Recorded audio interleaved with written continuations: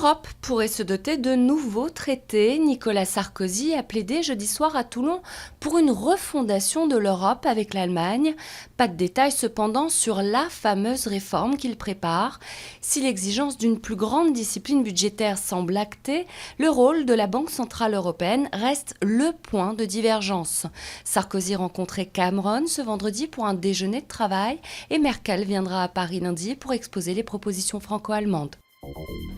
La pression monte contre Téhéran après les sanctions des ministres européens contre une centaine de sociétés iraniennes. C'est au tour du Sénat américain d'hausser le ton. La mesure autorise le gel des avoirs de toute institution financière étrangère traitant avec la Banque centrale iranienne dans le secteur pétrolier. Dans son dernier rapport, l'Agence internationale de l'énergie atomique a exprimé de sérieuses inquiétudes sur le programme nucléaire iranien.